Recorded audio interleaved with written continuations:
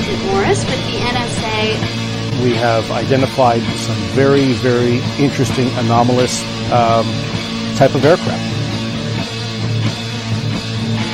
Traffic is quite luminous and is exhibiting some non-ballistic motion. Over.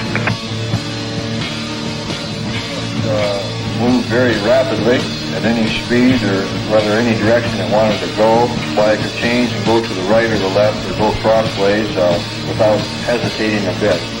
What do you think it was? Well, if they call it a flying saucer, that's what it is.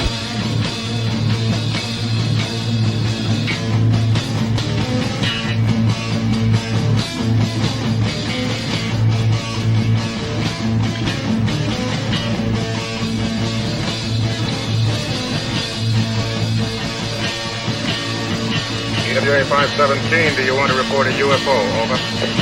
Negative. We don't want to report.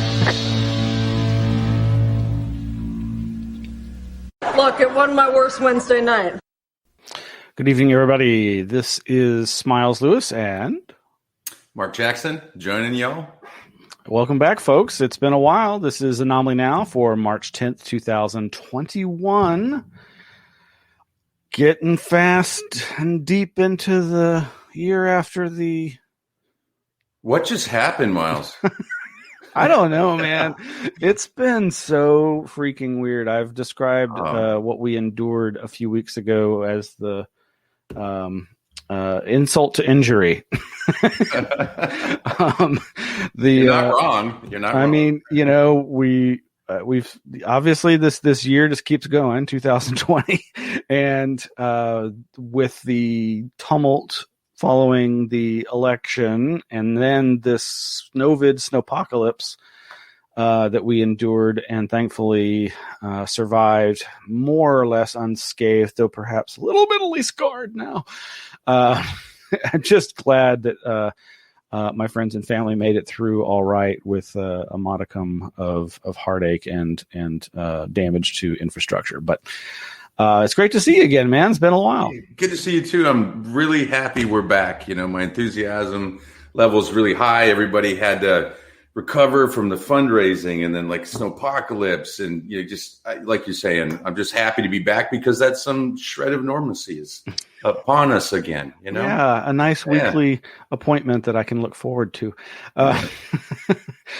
So just a quick update for folks. Of course, this is the weekly news roundup show of the 501c3 nonprofit, the Anomaly Archives, also known as the Scientific Anomaly Institute. And until recently, we were headquartered right downtown here in the heart of Texas, Austin, Texas, on the frontage road of IH-35. But sadly, that is no more, despite our best efforts with the fundraiser, and also just due to the circumstances regarding our landlord. We were not allowed to renew our lease. Sadly, we really liked that place. It wasn't perfect, but it really had a lot going for it. But I'm hopeful and optimistic that we'll find something else better, and that just hasn't materialized yet. And so it's my sad duty to report that the Anomaly Archives is temporarily in storage, and this is a real heartbreaker for me. And I'm trying not to let it get me down too much, but you know, cycle of life. So. I really, really want to thank all of our volunteers, and especially you, Mark, and board member John Anderson, for all the help getting ready for the move. Man, I was so exhausted that weekend before the actual move. Of course, we were thankful to hire professional movers. And they did the grunt work, but my God, the prep work for that was massive. And you were a big help, Mark. I really appreciate you helping out with that push there at the end. We working side by side, but socially distant with our masks on, trying not to huff and puff too much. But we disassembled. We had John and our other volunteers had helped pack up the over 400 boxes of books and 10 by 10 square feet. Cubic feet, 100 cubic feet, square feet.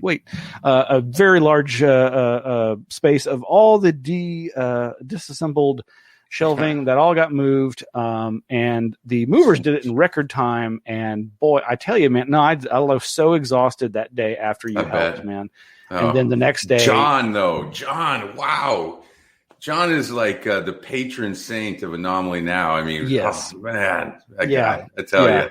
He has been such a tremendous support at first as an advisory board member and now for some time as an actual board member.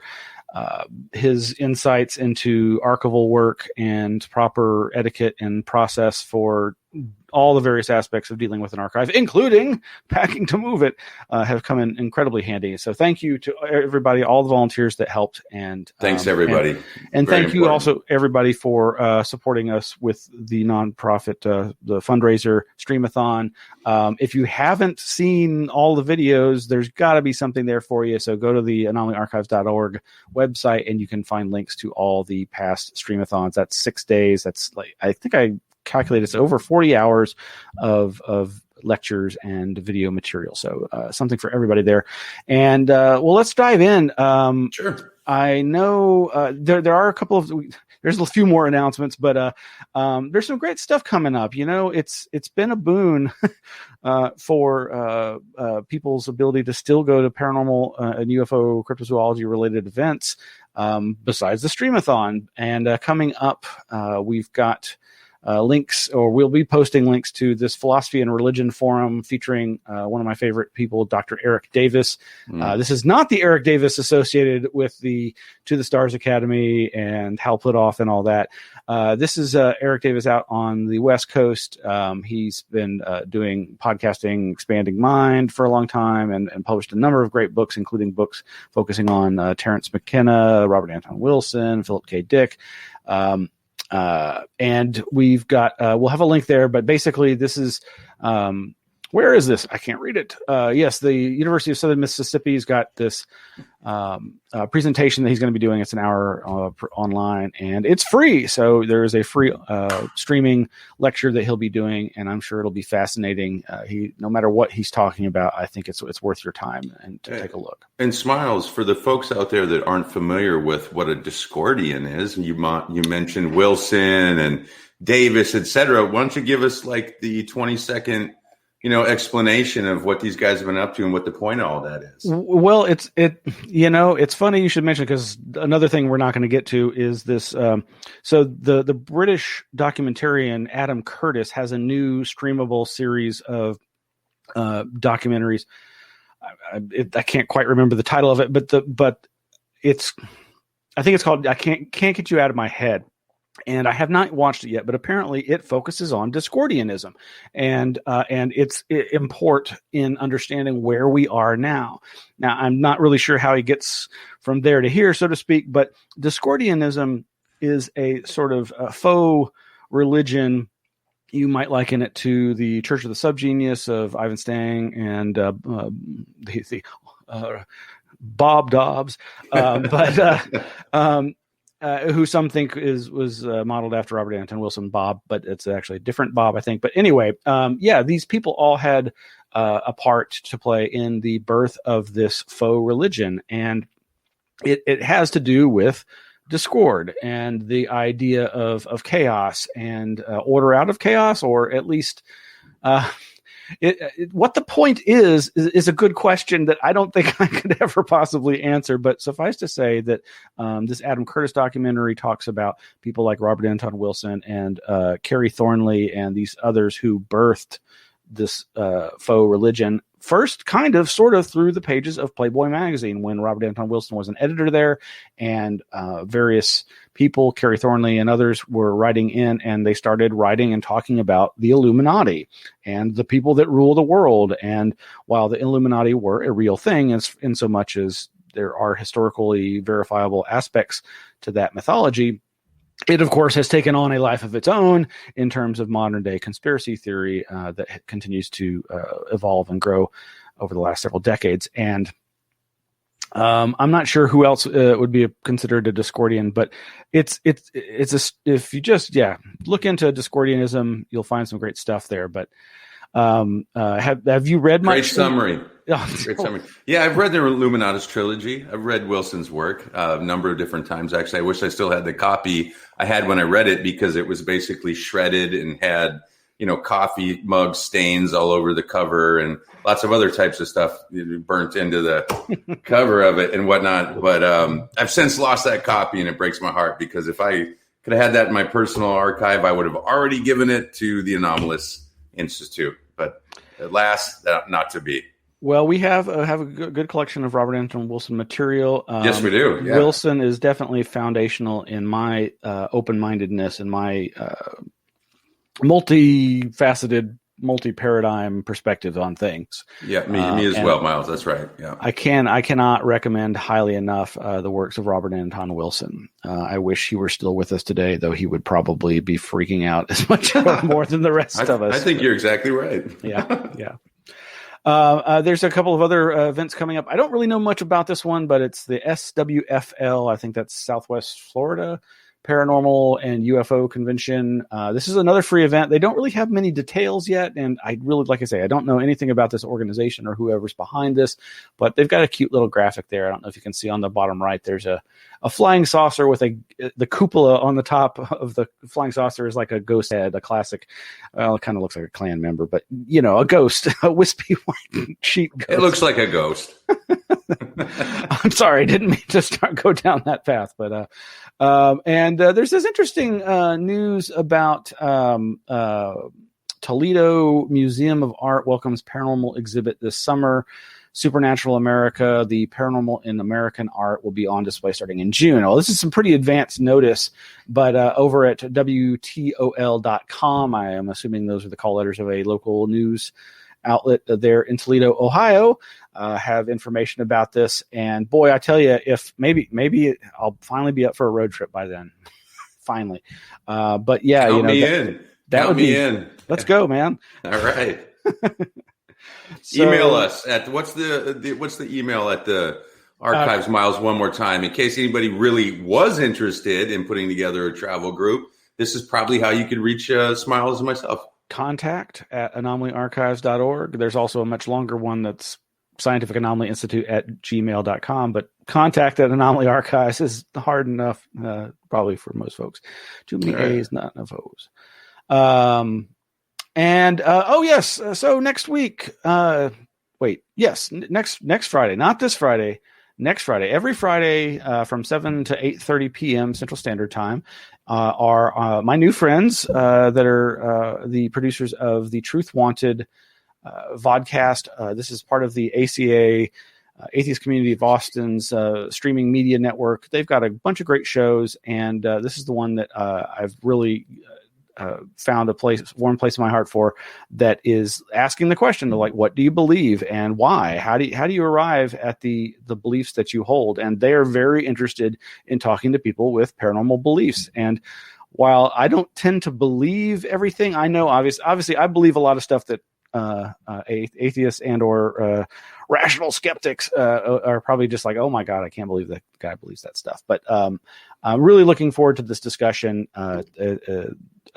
Objectively, Dan is the host. He's been doing this for a couple years now, and I'm really excited about being on the show, and thank them for the invitation and all that they've done to make me feel welcome. Really, really appreciated this opportunity. And so we'll be reminding you next week, but this is coming up on Friday, March 19th. You can watch live on YouTube. And actually, I think you can also tune in just in audio format if you're somewhere where you can't stream video. But it's a call-in show. And so I'm really hoping that we get some friends and their normal good-sized audience asking some very interesting questions. I'm sure I'll be stumped left and right because I don't know anything for sure. All right. Well, let's see. So yes, news. How much has happened in the last 4 months? Well, so I just finally, it's been It's been probably 2 or 3.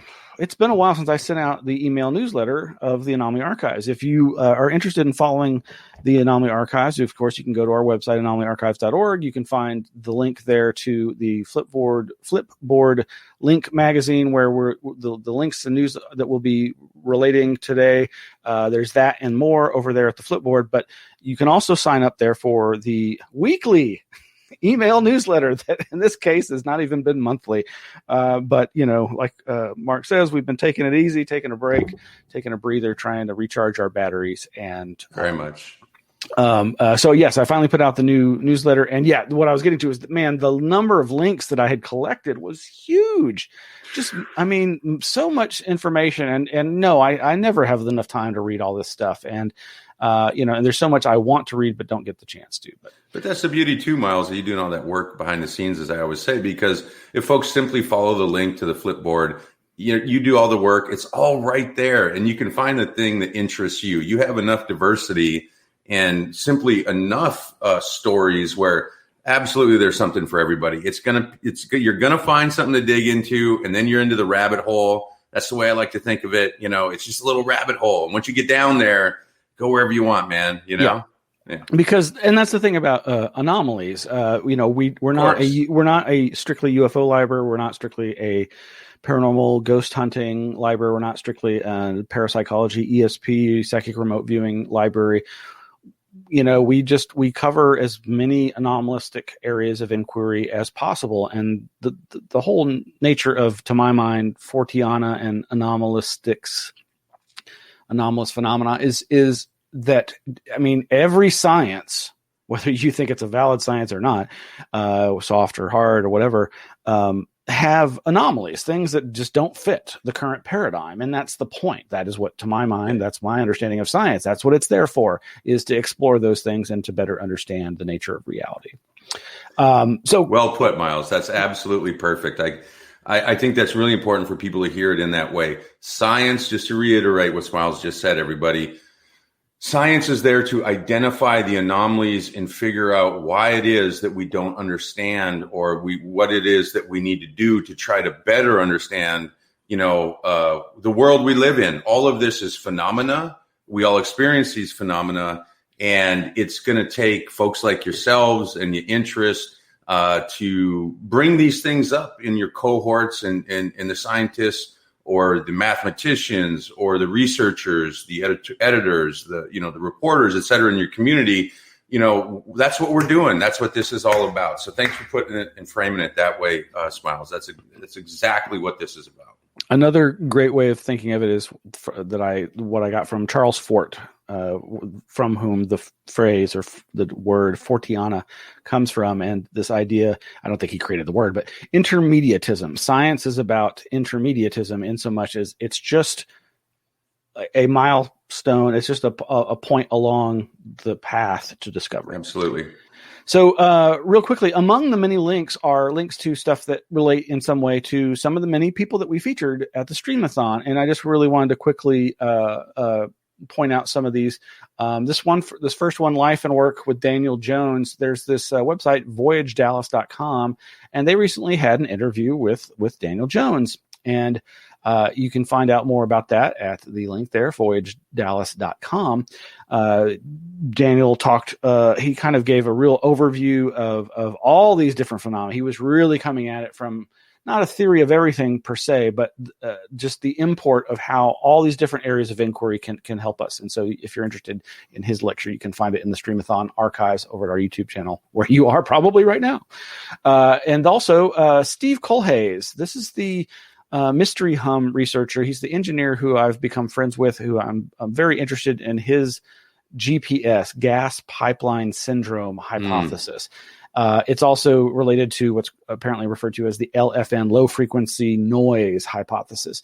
And he was just passing along to me that there's this industrial company called noisesolutions.com, where I don't know if it's linked. I don't know if this is hidden, but there on their website is this PDF called Incorporating Low Frequency Noise, LFN, legislation for the energy industry in Alberta, Canada. And it basically is outlining, it's just like a white paper. I'm not sure I haven't had the chance to delve into like what level of science there is to back up, but they're just pointing out that this is an acknowledged issue, that some people seem to be hypersensitive to these low frequency noises, and this needs to be taken into account and dealt with because it's a health care issue.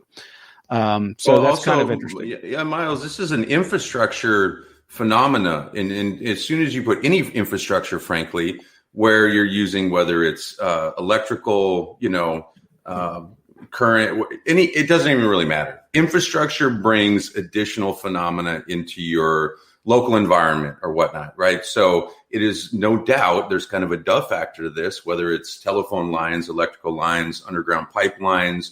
It could just be a pipeline itself in terms of, transmitting waves of any sort through the medium. But the point here is when you introduce infrastructure into your environment, there are going to be effects, and that's kind of the bottom line. And environmental health experts, and certainly this initiative is really pointing out the notion. And I'll use the example of marine life with these giant boats and underground pipelines and whatnot. Certainly, the infrastructure is disrupting their natural environment, and humans were the same thing. We have infrastructure and industry has moved into our environments, and we're going to see effects of that, and they're being measured. And this is a really good initiative to acknowledge that we have to, in some way, push back against industry, in the sense that this is not natural, And anyway, yeah, very, very, very good, and kudos to them. Yeah, it's just like all the humanistic campaigns that had to be waged against the industrial revolution and any type of industrialization, that infrastructure. Yeah. Another person that spoke at our streamathon is Professor Wham.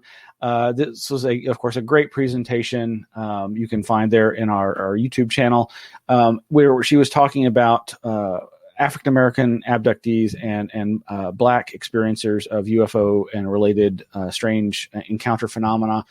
Well, she has a blog, and you can find out stuff. You can read her blog over at ProfessorWham.com. That's WHAM, ProfessorWham.com.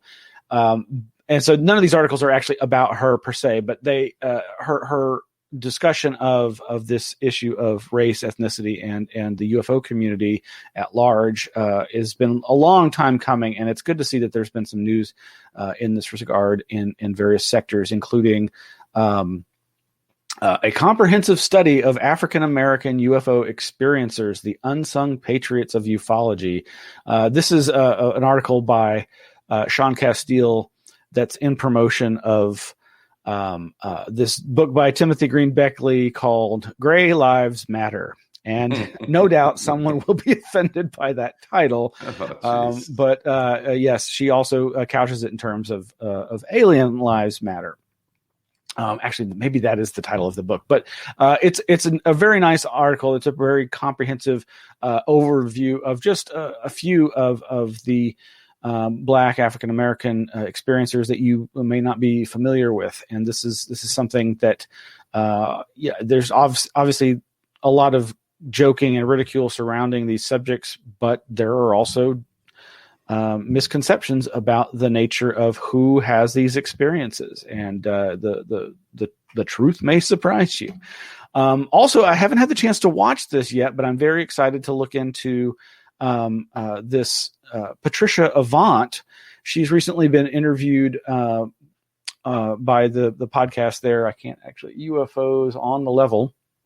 And she's produced a documentary of sorts, a film about her sightings and experiences called Black People Do See UFOs. And that is available for free to watch on her website and her Vimeo channel. So we'll post the links to that. I'm really looking forward to checking that out and getting a sense of her perspective on this. That story's in my queue, Miles. That was one that you sent me the links.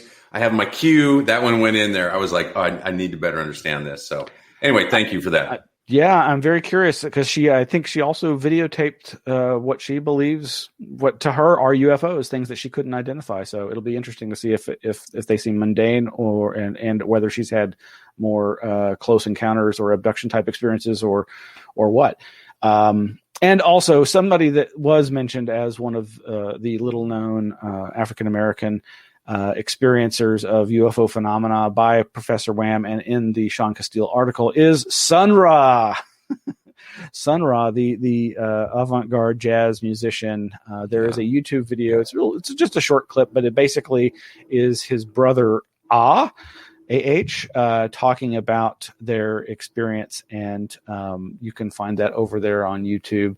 I'm not sure. I think it's probably too long to play, but it doesn't go into great detail, but it sounds like he either it describes where they had some kind of device in their practice space that at first I was thinking, was that a dream machine, a spinning device, but it sounds more like a UFO detector that apparently stopped spinning. And that's when Sun Ra was like, we got to go outside and look up. And that's where they say they saw a UFO. Fascinating. Wow.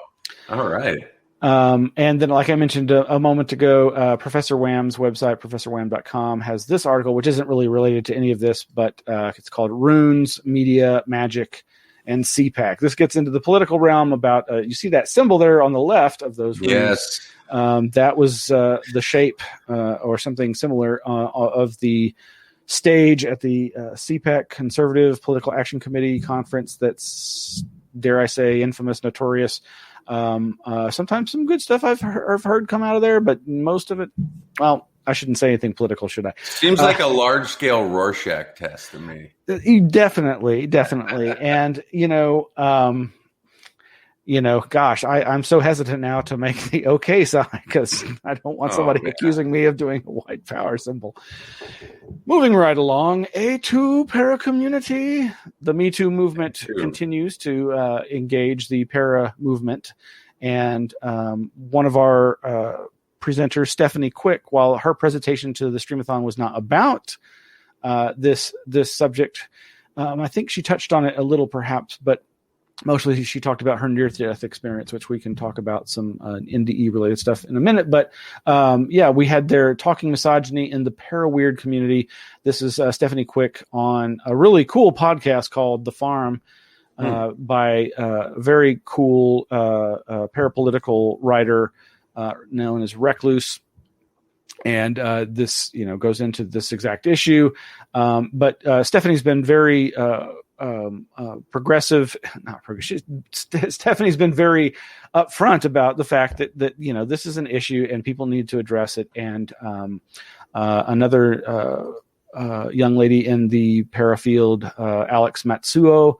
Okay, you can read her at alexmatsuo.com, and she has an article, Sexual Harassment Exposing the Dark Side of the Paranormal by Alex Matsuo.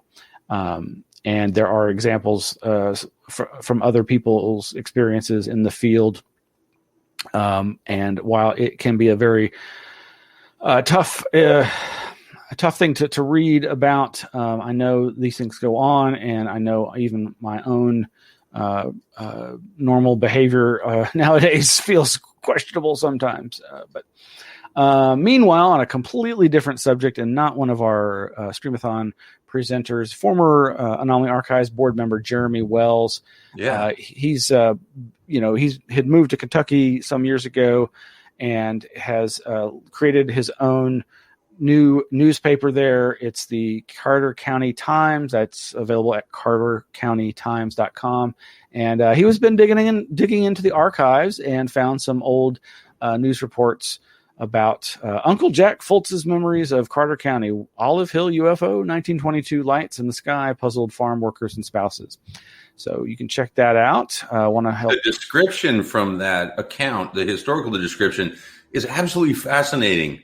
And kudos to him for digging into that and utilizing the archives, et cetera, to launch such a important periodical, probably in his local community, because here, obviously that's where he's drawing from. But I encourage people to go see that just because the account itself, you get to decipher it. What a good story. And I'm glad you brought it up, Miles. Yeah. And, so his newspaper is just a regular newspaper. It's doing local news, he's got to cover the high school football game and all that stuff. Sure. So it is not a paranormal oriented publication, but he can't suppress his interest in these subjects. So I'm glad to see it.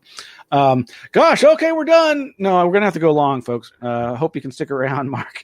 We're just about at the half-hour mark, and I'm just now getting to sort of the news. I mean, all these are news items that are in the Flipboard feed that you can access through anomalyarchives.org. It often comes about that people in the field pass away, as we all eventually will do. And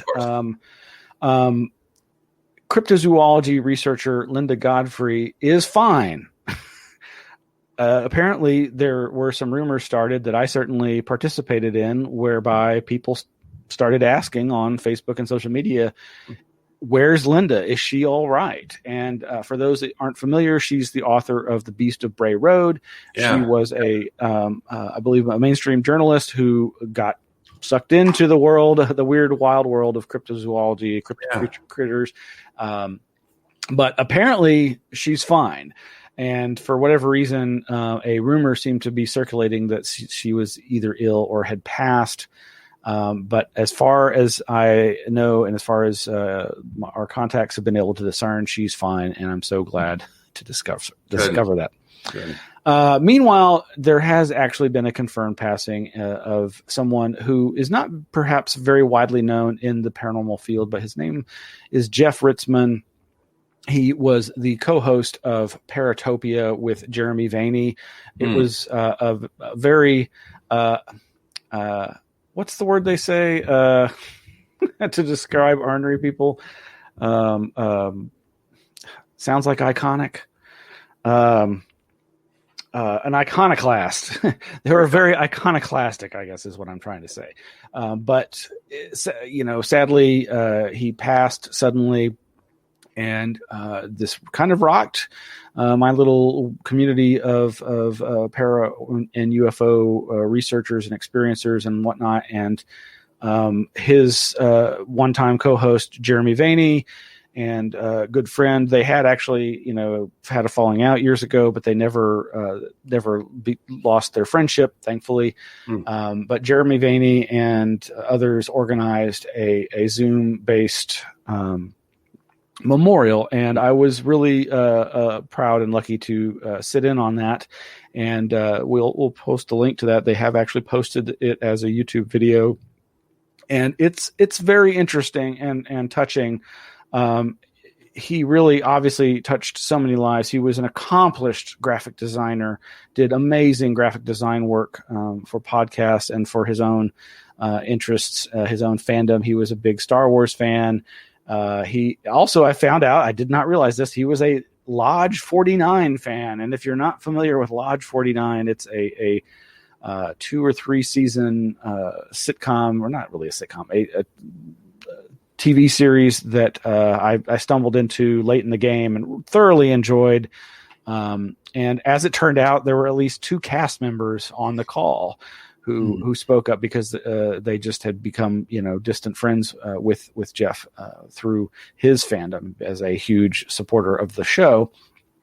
But there was people from all walks of life there represented. These were not just paranormal people. They were not just, his fandom friends. They were graphic designers and just other people who were touched by his life. But a podcaster and friend of ours, Tim Banal, had some very strong positive words to share about just what a great guy Jeff Ritzmann was. And one of the things that really enamored me most about Jeff Ritzmann and Jeremy Vaeni was their promoting of the experiencers' rights, so to speak. And they were really protectors and defenders of experiencers Carol Rainey and Emma Woods. Actually, I'm not totally sure Carol Rainey was an experiencer, but Carol Rainey was the wife of Bud Hopkins for a time, sure. And Emma Woods was one of the experiencers working with abduction researcher David Jacobs. And so both of these women were part of a lot of controversy surrounding their criticisms of these men in their roles as UFO investigators. And they had a lot to say. And similarly, Jeremy and Jeff worked with a scientist named Dr.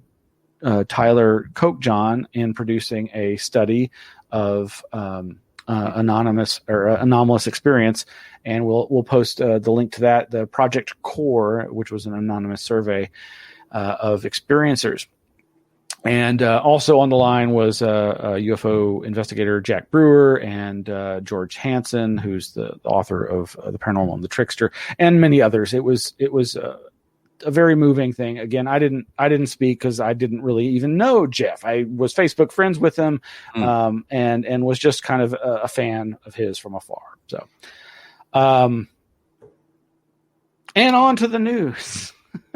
No, Miles, that's really important. I really enjoyed that. Thank you for breaking that down. A lot of times people, myself included, don't realize how much heavy lifting has been done on these topics, and the breadth of the works that have been produced, the communication, the communities, the connections, all that sort of stuff. So it's really nice to hear you break that all down and give us how this thing sort of fits together. And thank you for that. That was really good. Well, it was an honor to watch these people bare their souls for somebody who had touched their lives. And I think we should all be so lucky as to have even that many people, memorialize our effects on their lives. And because as the joke goes, funerals aren't for the dead, they're for the living. And because we have to continue on without the people that we've now lost. Yeah. So this lucid dreaming has been in the news. And for those who don't know me as the UFO or paranormal guy, sometimes I get approached by people who are like, I hear you're really into dreams. And that is very much kind of like the foundational element of my interest in the paranormal and strange phenomena, is the fact that at a very young age, I remembered my dreams, and very early on started having lucid dreams and other strange experiences in the dream time that may or may not be paranormal. But lucid dreaming, for those that aren't familiar, is the experience of waking up in a dream, becoming aware that you are in fact dreaming. So becoming conscious in what is typically considered an unconscious state. And this leads to all kinds of potential interesting experiences and experiments, perhaps. Man, does it. Wow. That's and what so we have in common, Miles. I used to have the same experiences, and we've but scratched the surface together on this particular topic. I can't wait to hear what you have to say here, but I think that's an interesting parallel, and I'm interested so much in what you got going on that. Yeah. So there's been just a deluge of news reporting on this, and it involves this idea of various headlines. Lucid dreamers can hear and answer questions while still asleep. Scientists find, or scientists achieve real-time communication with lucid dreamers in a breakthrough, they say.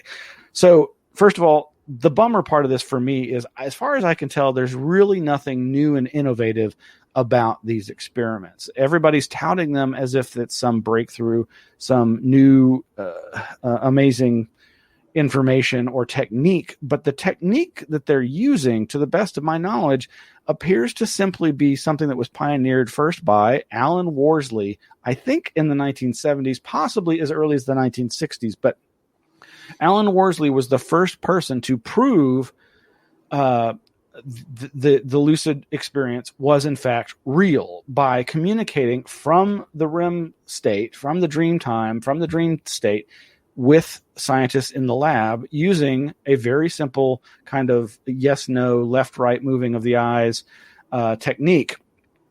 And so, the basic premise is you have some way of verifying in the lab that somebody is experiencing REM sleep, experiencing a dream, and then you engage with them, typically, I think, through just vocalizations. And then they signal back the answer to whatever question you're posing by this eye signal technique. So the only significant thing I can really find in limited reading of all these different articles, because there's just so many of them. It's just exploded. Like, I mean, the great thing here is there's going to be an upsurge in people looking into lucid dreaming. But the basic breakthrough here seems to be the number of experiment participants and the number of labs worldwide who are participants in the experiment, which certainly is no small feat. I mean, it's hard enough to do any research, let alone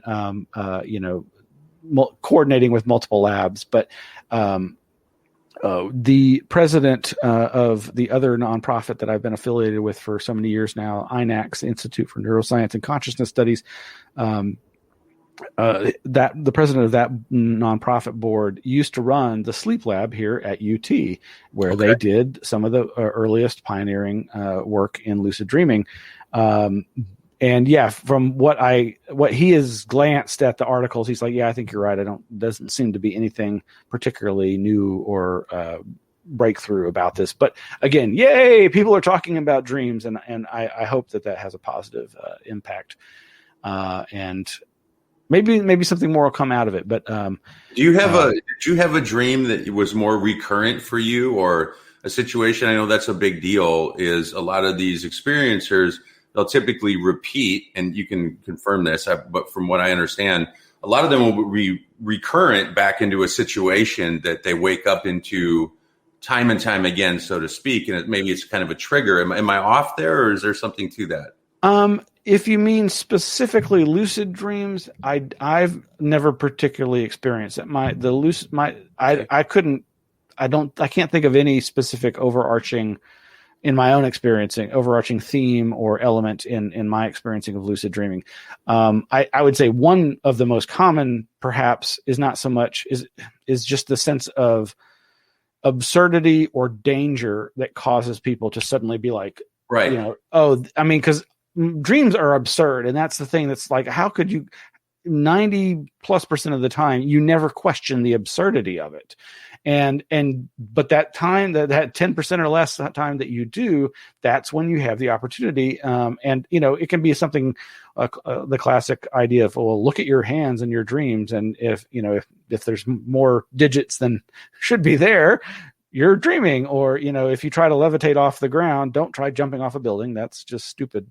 But if you can start flying from the ground, or levitating, then you're probably in a dream. But I think I think fear situations are more often than not how people often wake up in the dream, but usually the terror or the fear actually wakes them up. Even if they become lucid for a split second, it's almost like a reflex of like, oh my God, this is a dream. I don't want to be here. And then they wake themselves up. Yeah, I think that may be one factor, but, here again, there's been a ton of dream research, and there may very well be themes. I could bore you with. I do have recurring locations and themes in my dreams, but I'll save those for some more psychologically oriented discussion where I pull back the veil of my true weirdness. But yeah, check it out, folks. There's a lot of new technologies now to help people experiment with lucid dreaming in the home for a fairly modest price now, with all the smart devices, including the watches that monitor your heart rate and that sort of thing. So, of course, there's a ton of UFO news scattered amongst the links on the Flipboard. There's a number. So I know you and our volunteer Victor Criterion were interested in these references to provoking the UFO phenomena. I haven't really had the chance to delve too much into this, other than David Haith had transcribed this interview by Sarah Carter with Lou Elizondo. Are the UFOs friendly or threatening? And he transcribed it, and basically, and we'll have the link to the actual video. But in this interview, he very carefully dances around this idea that there may actually be a known way by the powers that be, the military specifically, to provoke UFO sightings. And he comes around to this and doesn't really go too deeply into it. And like I say, he's dancing around this idea. But basically the idea seems to be that perhaps the Russian military and the United States military have on occasion utilized certain high value targets, I think is the phrase the military often uses for, big budget items like nuclear powered aircraft carriers and nuclear weapons in general, or certain of their most advanced new rockets and missiles and aircraft. But the implication seemed to be that these were the kinds of things that could almost predictably create a UFO sighting. And by create, I'm not using necessarily their words, but this reminds me, of course, of pioneering researchers like Jacques Vallée and a few others who have studied magic and have worked towards this idea of cajoling the UFO phenomenon, whatever it is, into manifesting and interacting. And this is Jacques Vallée has, in a few places in his Forbidden Science journals, and I think actually in one of the interviews he did with the Paratopia folks, Jeff Ritzman and Jeremy Vaney, where he talked about this period in his life, particularly where he had created a sort of an alchemical lab UFO provoker. I'm just kind of making that up, but like, and I've been reading this in his Forbidden Science Journals, Volume 4, where he definitely talks about this repeatedly, but he never really goes into details. Actually, let's see. I need to tell somebody something. Anyway, you can check out the transcript of these relevant parts at that Facebook link that we'll post, and Sarah Carter's actual interview with Joe Elizondo. And let's see where else we got. Anyway, there's a ton of other stuff. There's a new interview with Harry Reid, of course. And the interesting thing here is that it's from the website nextgov.com, which is a more political oriented website. I don't think that they've ever really done stuff on UFOs. It's an audio interview that's at the bottom of the page where the author or the journalist talks to former Senator Harry Reid about the origins of that OSAP, ATIP, UFO or UAP threat assessment program that has gotten so much attention since the December 2017 New York Times articles. We've also got some great links to the 17th century plan to trade with aliens on the moon, Ripley's.com of all places. I was going to bring that up, Miles. The Flipboard is full of stories that establish that people previous decades and centuries even to us took this as very common knowledge. It was very, it was like, oh yeah, duh, or whatever. And then you get into the scientific revolution and it's like, and then we're still fighting our way out of that. But anyway, great swath of stories that correlate exactly to your point on that. Anyway, just pointing out to everybody that there's multiple stories that support exactly what you're saying. Yeah, one of the other ones from scientificamerican.com. Until recently, people accepted the fact of aliens in the solar system. And of course, Ralph Blumenthal, the author of that 2007, one of the authors of that 2017 New York Times article on the Pentagon UFO program, he's got a new book out that is all about abduction researcher John Mack. There you can see the Scientific American article that we were just alluding to. So there's a couple of different interviews with Ralph Blumenthal about his new book. Looking forward to reading that book, and maybe we can get him on the show. I've got his phone number. I want in. Right on. Yeah, right. And we probably should wrap it up. Yeah. There's a number of articles on near-death experiences and life after death, including, again, who was one of the contractors for the Harry Reid sponsor. Let me guess. Hand up. Robert Bigelow for 10,000. Bigelow bucks. Bigelow bucks. Bob Bigelow is sponsoring a life after death contest, and they've expanded it recently to award even more cash to more people. So that's pretty interesting. But yes, there's a number of articles and references, links to near-death and life after death type articles. I guess the one other thing, God, there's just so much. There is. Rabies mutating into zombies. Stigmata. The Rand Corporation talking about the noosphere, which, if for those that don't know, that's a phrase that I believe was coined by a religious scholar named Teilhard de Chardin. And I got to end with this. Event named for Douglas Adams changed life, the earth, and everything 42,000 years ago. Oh, here we go. A global environmental this crisis. is going to go another hour if we get into this story. Well, anyway. Yeah, no, it's I'm fascinated. I know we've talked about so much about electromagnetics and the earth and all the amazing effects that it has on the soup that we live in, the electromagnetic soup.